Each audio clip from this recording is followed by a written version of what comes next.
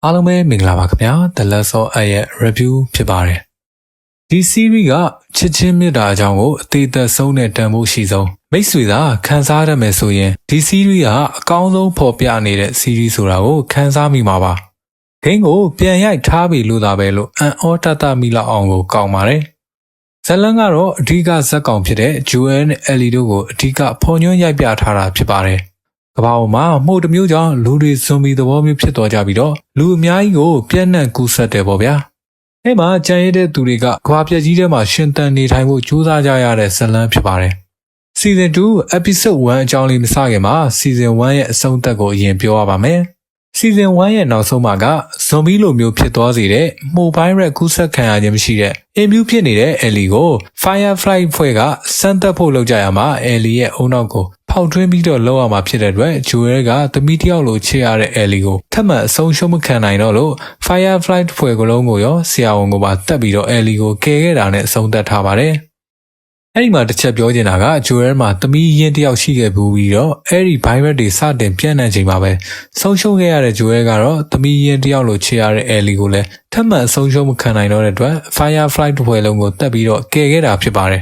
အခုဖြစ်နေတဲ့ကဘာပြက်နေတာကိုတော့ပြန်လဲအဖက်ဆယ်လို့ရနိုင်လောက်တဲ့စီးတမျိုးရရှိနိုင်တာကိုတော့တကဘာလုံးနဲ့သမီးလေးတယောက်ကိုလဲရလောက်တဲ့အထိအဖေတယောက်ရဲ့အတ္တနဲ့မေတ္တာကိုမြင်တွေ့ခဲ့ရပြီးတော့ဂျိုးဲဟာလည်းလူကောင်းတယောက်ဖြစ်မနေခဲ့တာဘူးဆိုတာကိုခံစားမိပါတယ်ဒါကတော့ Season 1ရဲ့နောက်ဆုံးဖြစ်ခဲ့တာတွေပဲဖြစ်ပါတယ်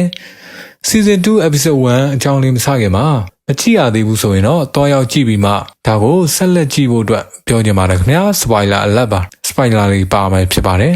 Season 2ရဲ့အစမှာတော့ Firefly တွေနဲ့ဖြစ်စဉ်မှာစမ်းသပ်ခံမှုအတွက်မေးသေးပေးခံရတဲ့ Ellie ကကိစ္စအားလုံးကိုမသိဘဲနဲ့အပြင်ကိုရောက်လာခဲ့တာဖြစ်ပါတယ်။အဲ့ဒါကို Joel က Ellie ကိုစမ်းသပ်ဖို့လုပ်ချိန်မှာပဲတိုက်ခိုက်ခံခဲ့ရတဲ့အတွက်ထွက်ပြေးလာခဲ့တာဖြစ်တယ်လို့ပြောပြထားတာဖြစ်ပါတယ်။ Season 2စစချင်းမှာပဲ Joel ပြောခဲ့တဲ့ Ellie က Firefly တွေနဲ့ကိစ္စမှာအမှန်ပဲလားဆိုတာကို Joel ကိုကြိမ်ပြီးတော့ပြောခိုင်းခဲ့ပါတယ်။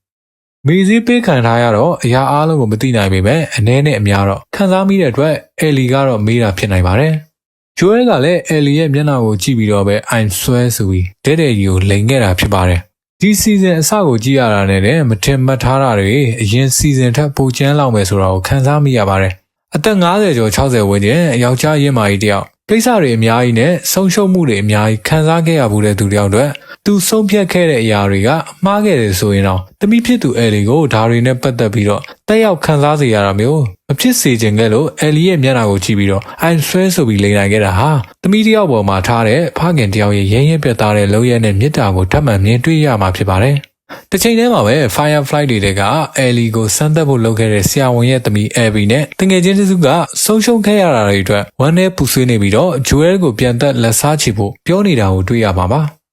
ဒါပေမဲ့သူတို့က Joel ရဲ့နာမည်ကိုတော့သေချာမသိပဲနဲ့ Joel က Joe လားဆိုတာနဲ့အသက်50ဝန်းကျင်မှောင်ခိုလုပ်တဲ့သူအရက်6ပေနဲ့ရုပ်ရည်ချောမောတာလောက်ပဲသိရတယ်ဆိုတာကိုတွေ့ရတာဟာ Joel မသက်ဘဲနဲ့ထားခဲ့တဲ့ Nurse 2ယောက်ကပြောပြတယ်လို့ယူဆရပါတယ်။အဲ့ကနေနောက်ထပ်9နှစ်ကိုပဲ Season 2ရဲ့ဇက်အိမ်ကတည်ထားတာဖြစ်ပါတယ်။ Ellie ကသူ့ထက်လူကောင်ကြီးတဲ့သူနဲ့လေ့ကျင့်ရေးလုပ်တဲ့ချိန်မှာသူ့အနေနဲ့နိုင်ရတာကိုကြည့်ရရင်ငယ်လေးကလက်ဆန်းလက်ဆနဲ့လာတဲ့သူတယောက်ဒီ season မှာဒီရွယ်နဲ့ပဲအရာအားလုံးကိုဖျက်ဆီးပြနိုင်တယ်ဆိုတာကိုတွေ့ရပါတယ်။နောက်ထပ်လည်းချုပ်ကွက်နဲ့မိထားတဲ့ချိန်မှာလည်းတစ်ဖက်ကလက်ပုတ်လိုက်ပေမဲ့ Ellie ကမလွတ်နိုင်သေးပဲနဲ့ဆက်လက်ပြီးတော့ချုပ်ထားတာကိုကြည့်ရရင်သူ့အနေနဲ့အဖေဖြစ်သူ Joel နဲ့အဆင်မပြေတာကရောကြုံတွေ့ခဲ့ရတာတွေကစိတ်မွန်းချက်မှုစိတ်ဒဏ်ရာတွေနဲ့မလွတ်မြောက်နိုင်သေးတာကိုပြသနေခြင်းပဲဖြစ်ပါတယ်။ Joel နဲ့ Ellie တို့ဟာ Joel ညီဖြစ်တဲ့ Tommy ရှိရာ Jason မှာပဲတောရောက်နေထိုင်နေကြတာဖြစ်ပါတယ်။သူတို့ရဲ့အဝိုင်းဝန်းထဲမှာပဲပိုက်လိုင်းအဟောင်းတစ်ခုတည်းကနေအမြင့်6တွေကိုတွေ့ရပါတယ်။အဲ့ဒီအမြင့်6တွေကြောင့်ကိုအကြမ်းမြင်ပြောရရင်ရှင်သန်နေစေအမြင့်တွေဟာအာယုံခွန်နိုင်စွမ်းရှိတာကိုတွေ့ရပြီးတော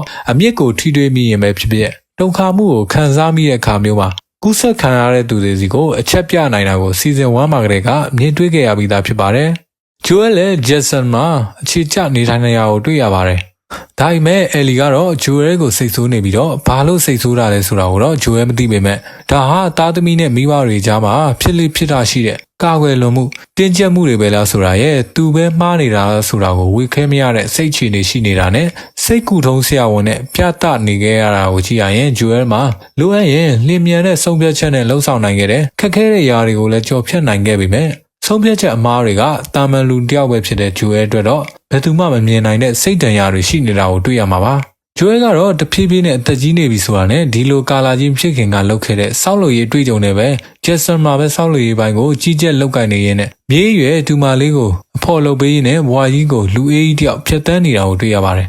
ဒါကဂျိုအဲဟာအခုလိုဖြစ်ပျက်တွေသာဖြစ်ခဲ့ရင်သမီးဖြစ်သူနဲ့ဒါမှမဟုတ်သမီးလေးနဲ့အခုအသက်အရွယ်ကိုရောက်ခဲ့ရင်မြေးကိုပါရနေလောက်ပြီးတော့အေးအေးလူလူဖြတ်တန်းနေမယ်ဆိုတာကိုခန်းစားမိစေပါတယ်အဲ့ဒီခါမှာပဲတိုမီရဲ့မိန်းမမာရီယာနဲ့တွေ့ခဲ့ပြီးတော့စောက်လို့ရေးတွေအမြန်ပြီးဖို့လိုကြောင်းပြောချိန်မှာတော့ဂျိုအဲကမြန်လို့မရတဲ့အကြောင်းနဲ့ကောက်စီကလူသစ်တွေအများကြီးကိုလက်ခံတာဖြစ်ပြီးအသက်ကယ်ရမှာအသက်ကယ်လေးမဆန့်ရင်ကယ်လို့မရတဲ့အကြောင်းကိုပြောရကြည့်ရင်းနဲ့ဂျိုအဲရဲ့စိတ်နေစိတ်ထားရက်တည်မှုကိုမြင်တွေ့ရပါတယ်အတက်နိုင်ဆုံးကယ်ပြီးတော့မတက်နိုင်တော့ကယ်ဖို့မလိုကြောင်းဒီခေတ်ကာလဖြတ်သန်းမှုအတွေ့အကြုံတွေကိုမြင်ရပါတယ်ဒီစီဇန်မှာထူးခြားတာတွေအများကြီးပါဝင်လာပါတယ်အဲ့ဒီထဲမှာကူးစက်ခံရတဲ့ဇွန်ဘီတွေကညံရီမြင့်လာတာပဲဖြစ်ပါတယ်အဲလီကိုပါအမဲလိုက်တဲ့အထိညံရီမြင့်တဲ့ infected တကောင်ကိုတွေ့ခဲ့ရတာကိုကြည့်ရင်နောက်လာမယ့်အပိုင်းတွေမှာအရန်ကျန်းတဲ့အကောင်တွေပါလာတော့မယ်ဆိုတော့ခံစားမိရပါတယ်နောက်ထပ်လည်းကူးစက်ခံတွေနဲ့ပတ်သက်ပြီးတော့ဝက်ဝွန်တကောင်ကိုကူးစက်ခံ6ယောက်တည်းနဲ့တပ်ဖြတ်ခဲ့တာကိုတွေ့ရတာကိုကြည့်ရင်ကူးစက်ခံရတဲ့ဇွန်ဘီတွေဟာညံရီမြင့်မားလာပြီးတော့သူတို့ရဲ့မြို့နီးနားဝန်းကျင်မှာပဲစတင်လှုပ်ရှားနေပြီဆိုတာကိုခံစားမိပါတယ်